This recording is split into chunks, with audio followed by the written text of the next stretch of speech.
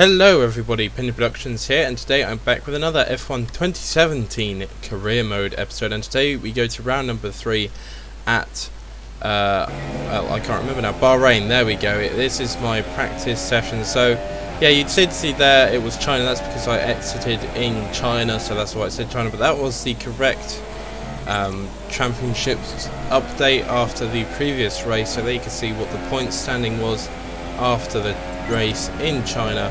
Now we are in Bahrain. This is what the status of all the practice programs I did was after I had done them and how good I had done. So pretty well, if I do say so myself, and I was quite proud of how I did in this episode after the previous two. These are the resource points we have after all three, or I think I only did the first two practice sessions. We did qualifying on these super soft compound tyres here, and we go to start the lap. I do want to know if you prefer this quickly sort of rushing through what happened in practice and qualifying, or do you prefer the sort of longer, drawn out, more detailed versions of it all? Because I did that in the first episode more, so I want to know what you prefer, if it's this or the sort of more drawn out one. As we come towards the end of the lap, activating DRS to go across the line. Not quite as good as the start of the lap. I did make a little mistake in the first sector, but that is P16, so about 2 places outside of what they wanted me to get in qualifying. That is the total resource points after qualifying as well, and you can see that I am still leading the rivalry, which is very nice to see, although my rating has gone down a bit after that qualifying session. It was at this point that I did decide to view the R&D tree and go to the powertrain options and have a look what was available. So I decided to do one of these upgrades. I can't remember which because I'm just watching this back now. I did this upgrade here for the, well, I can't really read what it says. We have insufficient resource points for pretty much everything else. So let's go to the race. Well then, after an exciting qualifying session yesterday, let's take a look at how the cars line up. Lewis Hamilton lines up on pole position, and starting alongside in P2 is Sebastian Vettel. Looking down the rest of the grid, we have Bottas, Raikkonen, Daniel Ricciardo and Verstappen. We're not where we expected. Aim to improve our position with a strong start. And so this is the race strategy that I chose for the race, putting on a little bit of extra fuel. But here we go to 5 red lights here in Bahrain, and it's lights out and away we go off the start line. Not the best start in the world as Alonso comes up alongside on the left to overtake me at the start, but I'm going to go for the big gap that's been left for me up the inside of all the cars pretty much that I can get alongside, and we go up the inside of my teammate Kevin Magnussen and of the outside of the Williams through turn 2 and inside of turn 3, and we go side by side with the Force India of Esteban Ocon, and now also the Toro Rosso here of, I believe, Daniel Kvyat, but I wasn't sure there, as he has a coming together with the Williams hot on his tail there. And now I'm ahead of the Force India, as you can see, with Perez in front of me. I don't know if I'll be able to keep up with the Force India or not in this race, but we'll have to just see.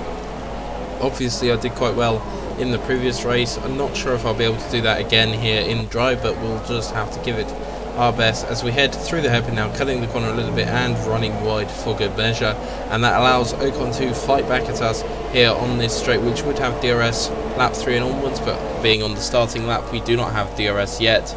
And going around into the end of the second sector, Ocon has now overtaken us, so we're going to have to try and get back at Ocon sometime hopefully here. No, we are not quite close enough to make a move at this stage, although we are going to stick in his slipstream.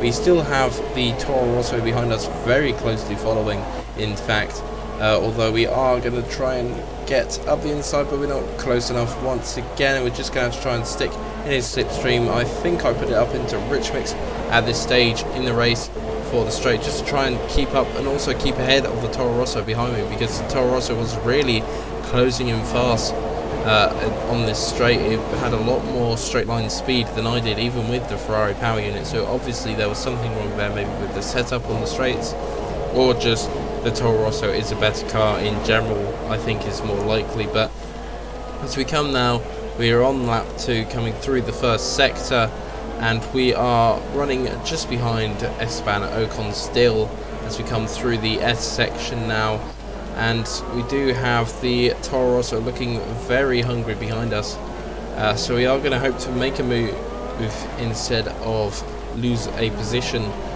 here in the race. So we come up to the hairpin once again before what would be a DRS straight, as I said the last lap. I'm probably going to put it up into rich mix again here. I can't remember, I've just edited the onboard out for this third person shot for the first few laps, just to get a better overview of the battle going on at the moment between myself, the Force India and the Toro Rosso, as we come out of the second sector now and into the final sector, which is just a couple of straights here. And we're going to try again to stick in the slipstream of Esteban Ocon in this race, and we go all along the straight now into the final corner, which is double apexed, as I'm sure many of you will know. And we're going to try again to stay in the slipstream, but we're not quite close enough to slipstream that to that good effect, and the Toro Rosso is very close in our slipstream, even coming alongside here on the straight. Thinks about it but doesn't quite get close enough to make a move into the first corner, and that allows us to keep our position ahead of the Toro Rosso and behind the Force India of Esteban Ocon once again.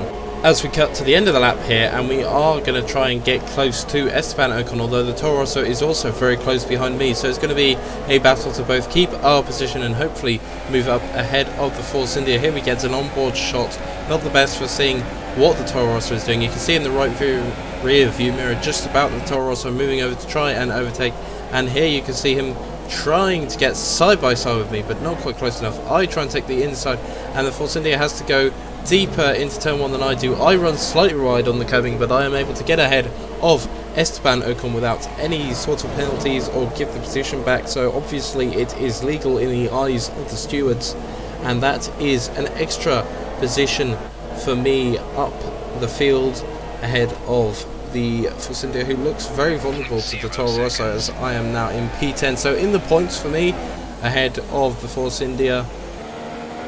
Engine is showing small signs of wear. Power output will be down.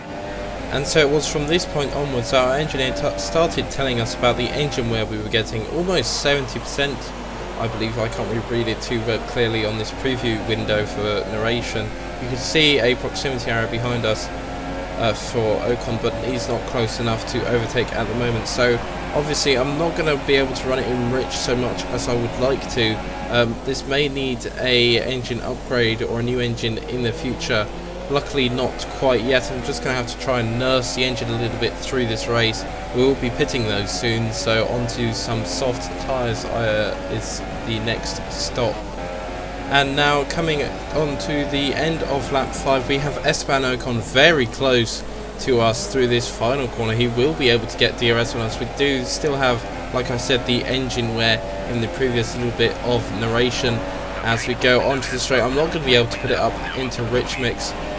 Pit window will be open at the moment, and there we go. Ocon flies past. We're going to have to do a late braking move round the outside, giving Ocon some space on the inside of turn 1, pinching him a little bit, and that allows me to get a bit better traction on him out of the first couple of corners. But Ocon is going to get very close again in towards this braking zone, although not quite as close and ahead that he did last time. Carlos Sainz is out of the race, it seems, and we are ahead once again of Esteban Ocon in this race after he attacked us on the pit straight there.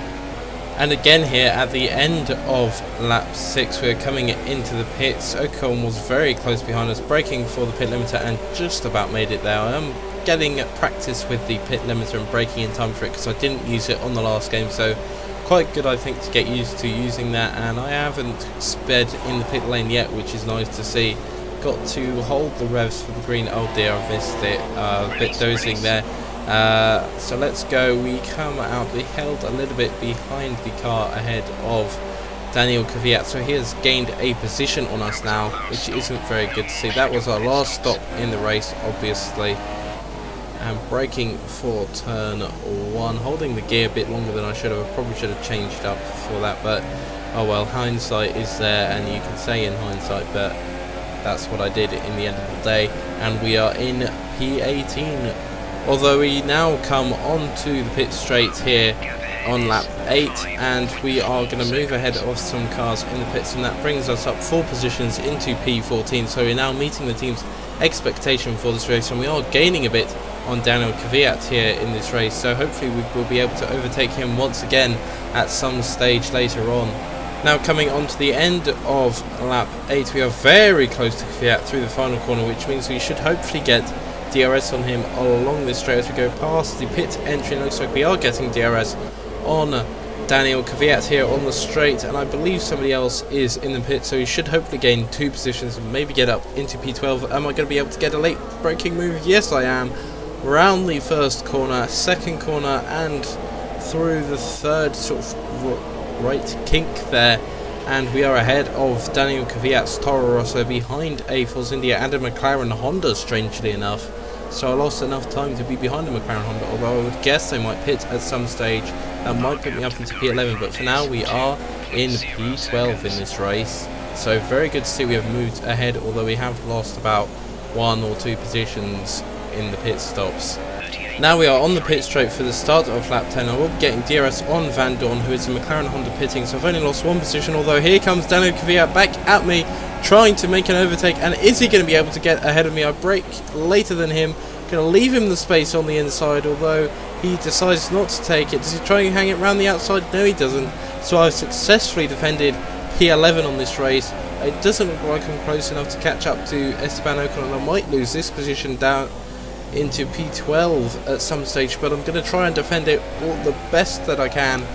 And now here we are starting the final lap, still ahead of Daniel Kvyat, luckily, although he is going to try and attack. If you can see in the rear view mirror, it's just about, he moves to the right, you can see the proximity arrow there coming up red to warn me that he is there. I'm going to give him a little bit of space on the inside, but it's not quite enough for him. I do drop a little bit of revs. I haven't got enough engine wear left to really run it in rich mix, so this is going to be all I can do in standard mix to defend this. I'm not even going to get a point for this.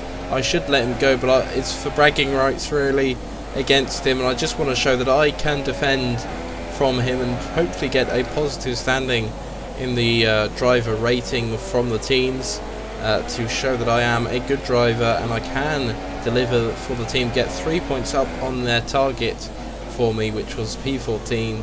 I didn't expect to be getting points in every race in the Haas, but it was very nice to get points last race, and Magnussen got points in the first race. I don't know where Magnussen is at the moment, but there we have the race winner, Lewis Hamilton, here in Bahrain, so different to in real life where Vettel won the race, but still we are defending to Kvyat. He's fairly close consistently around this lap, because you can see the proximity arrow there is showing pretty much the whole way around, except on this long straight where it is fading a little bit, so I get a little bit of space on him on this straight. Braking for the final corner, he is going to get close. I'm going to have to hope that he can't get me around the final corner or get better traction or something like that, but it does look like that I have beat Daniel Kvyat for P11 in the race. That feels really, really good for me. Not in the points, but it does feel great to get ahead of him and stay ahead of Kvyat, even though the odds were a bit against me at times with the engine wear. So, another fantastic victory for the Silver Arrows. Anthony, what do you think made the difference here? I feel like consistency was probably the key today. There's being quick, and then there's being quick lap after lap after lap. If you can do that, you can capitalise on other people's errors without making many of your own. And that's an approach that can push you a long way up the field.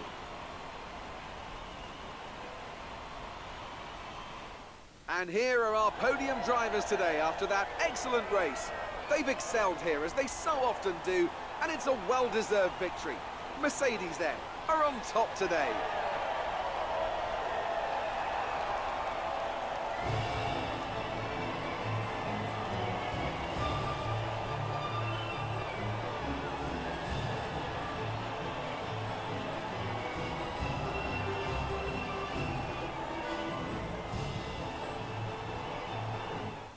So then, it's time to see how this result affects the Drivers' Championship. It's a good So there you can result see for me Sebastian down in Vettel, P11, who moves Perez further ahead at 10th, the top of the Ocon table. 9th, And now I'd Hulkenberg like to ask 8th, you, Massa 7th, Anthony Ricciardo Davis, who was 6th, your driver of the Verstappen day? 5, Bottas Today, I think 4th, I'll give it to the Raikkonen Haas 3, driver. They Vettel 2 pushed and and Hamilton pushed and found the some race fantastic winner in performance. this race. It was Palmer just a pleasure to watch. finished On 2 to the places behind me in constructors then. 13th, Ferrari and my extend their teammate lead to the finished top of down the in championship. 15th. Ferrari There are was also a extending their strong showing championship from the lead Mercedes according team to today as David they made Croft. their way up the Let's standings. view the standings now for It the was drivers. So it great looks having like you with I us am this down in weekend. 9th. I hope you enjoyed it as much as Still we did. within a top Until 10 next time, sort of though, area. My goodbye. teammate is in 14th.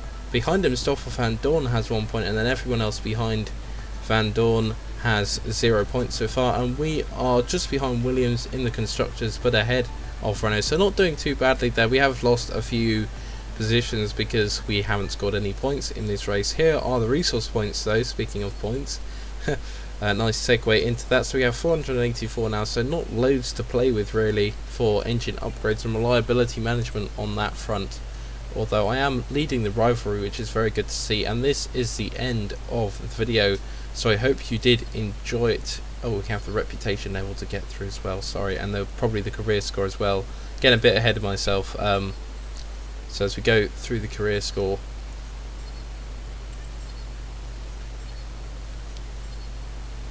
and there we go, that is the career score at the end of episode 3. Like I was saying, thank you for watching. I hope you did enjoy. If you did, give it a like, comment below, and subscribe to the channel if you are new to see more F1 2017 game career mode content and other content as well. And next time we'll be coming here to Russia, so I'll see you then.